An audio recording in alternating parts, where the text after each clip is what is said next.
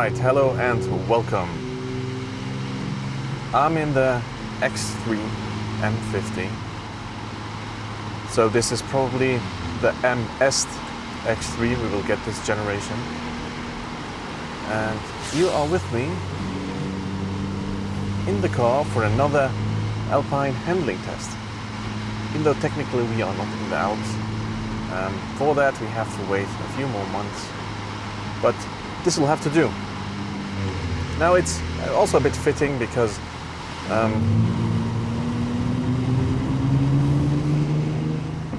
the car comes on winter tires. I really hoped it would be already on summer tires because it's end of March and the temperatures would allow it. It's 8 degrees in relatively cold weather.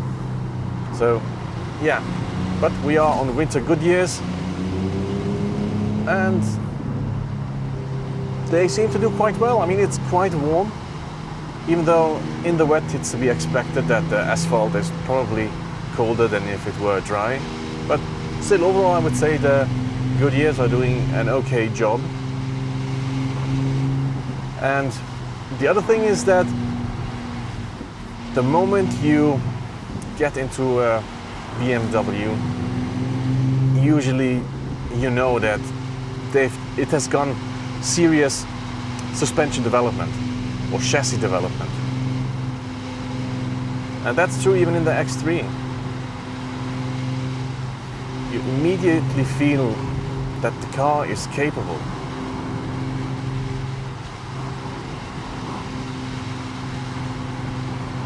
I literally returned the Jeep Grand Cherokee yesterday, and the difference is day and night. Even though the Grand Cherokee handled better than I expected, but this is on a entirely different level. Of course, this is not a big SUV chassis, but still, the differences are immense.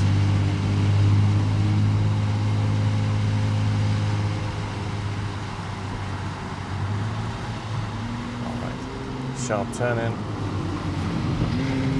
Okay.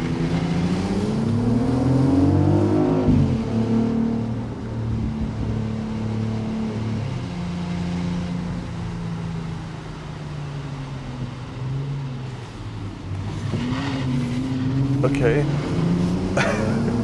I'm getting a bit of slip, but not that much. I'm in sport mode, by the way. I think you can infer that because it's quite loud in here. I'm not sure how much is audible on the outside. I put a microphone outside, so we'll find out.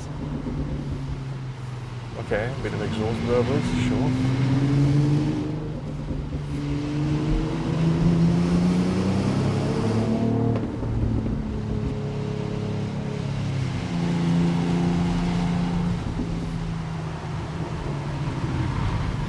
Okay. Heavy understeer.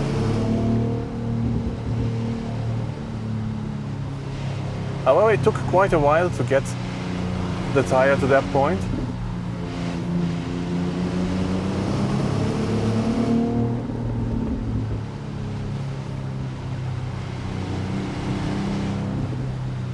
Slow traffic. Yeah, honestly, we don't even need to talk about the chassis that much because it's superb. I'm on winter tires. It's yeah, it's cold, it's wet, or relatively cold, but quite wet. You see, the front tires already got to the limit, and still you can discern that the chassis is super smart.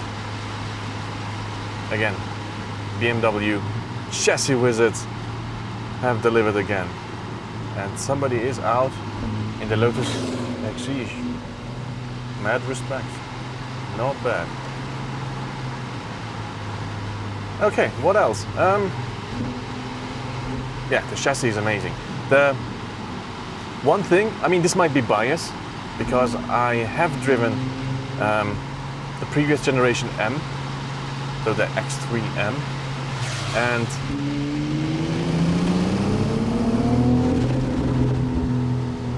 short overtaking business, and we go on So yeah, now we're going down the hill, so maybe no need to overdrive the front tires. On the other hand, it's okay because the limit is somewhere approachable. I wish I would get a bit more slip.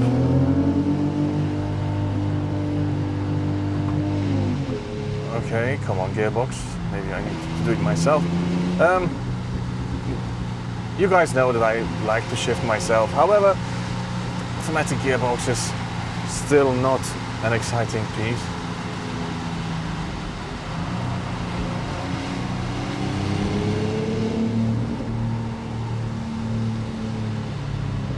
To be honest, I am surprisingly okay with this Goodyear tire.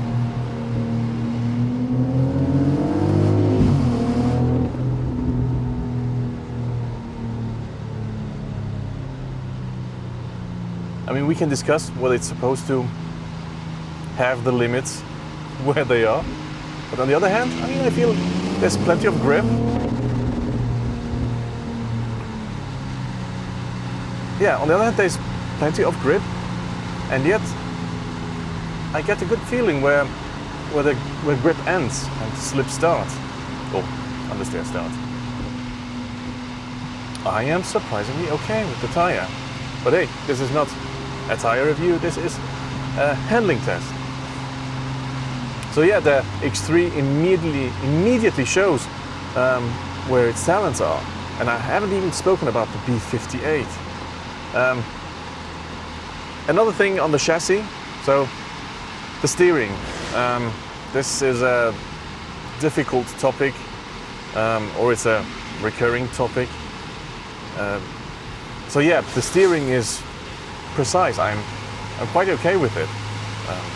You can place the car intuitively, and you know what? It does what you expect it to do. However, it's not like you get a ton of feel. Of course, the winter tires maybe do not help, but still, I'm not sure if you can expect a fundamentally different steering experience if you put the car on summer tires. Probably not. But overall verdict, the handling is amazing. Seriously. I mean, I had the M8. The M8 was way out of its depth because it was a super warm weekend and the Michelins were hopelessly overwhelmed.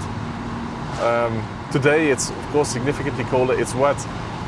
So the operating window will be, let's say, more suited, or the other way around. The Goodyears will be closer, or maybe even inside the operating window that it's supposed to be to deliver most of the grip. But still, this is quite astonishing. The BMW chassis visit have delivered again. The engine, well, is there anything more to say about the B58? It's almost criminally fast already, right? So the nominal 398 horsepower are definitely enough, or a lot already. Yeah, you saw overtaking is a matter of seconds, and yeah, that's the B58. The gearbox tuning, I'm not sure. Of course, the ZF 8-speeder it does its job. You find it everywhere. It is a capable gearbox.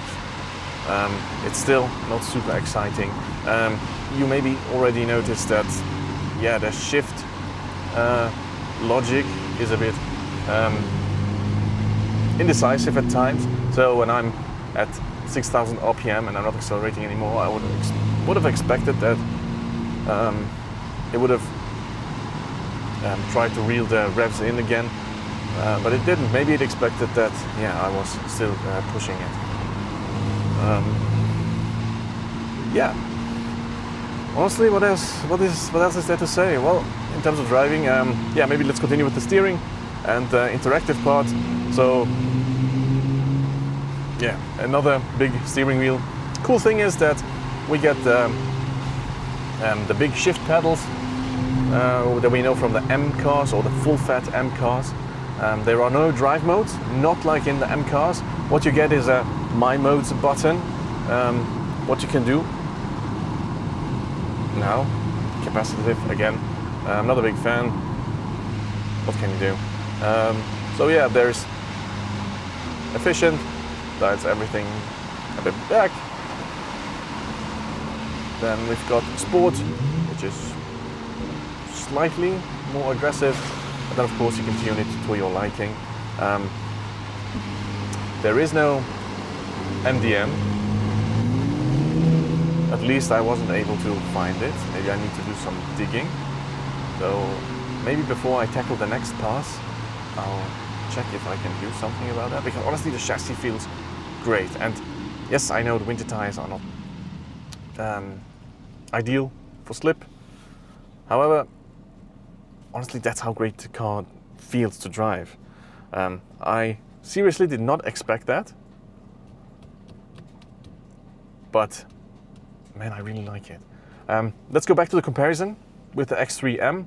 So yeah, the X3 M, honestly, now just from memory alone, I'm not sure if it felt, if you can feel the horsepower, maybe when you're drag racing them, but on the road, I'm not sure you really notice the 100 and, or was it after the facelift, 130 horsepower difference.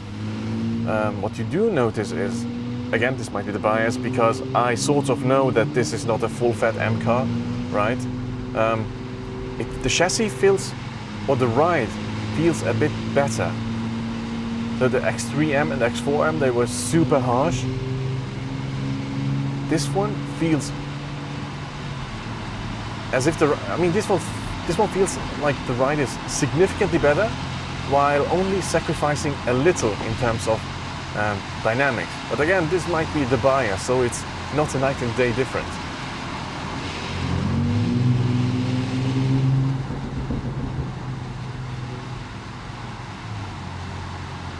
Honestly, I'm blown away. I don't even know what to say.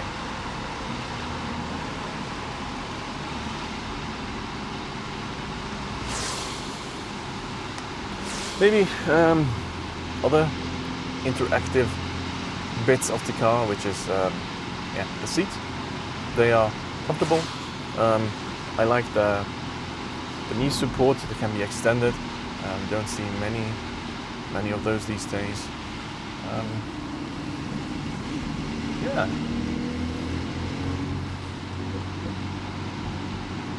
Honestly, this is such a quick thing. You see, this car took me by surprise. I did not expect this level of chassis wizardry. What is happening? Seriously, I'm not. Well, of course, I had more fun in the M5 on the snowy Flüeler Pass. On asphalt, I'm not sure. Honestly, this. What is happening? You know, if it was, I don't know, some magic grippy tire, one could say, you know what, it's just that I don't know, the Cup 2 or the PS4S or something, it's just so much more capable, and that's why it's more fun. This is a Goodyear tire. We just explored the limits, right? I would be able to provoke a bit of slip at the rear. We just had a massive understeer around the front, and still.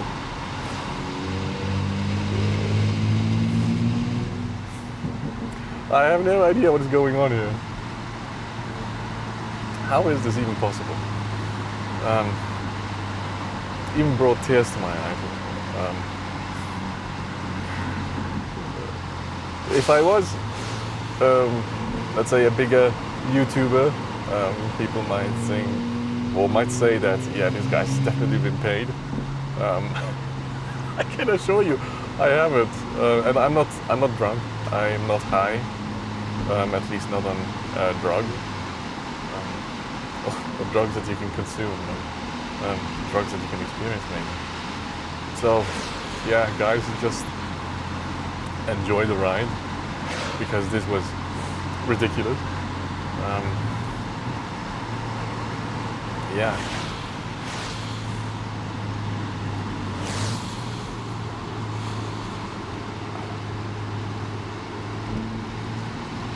There's traffic anyway. You know what? Yeah. Thank you very much for watching, and see you in the review. Bye.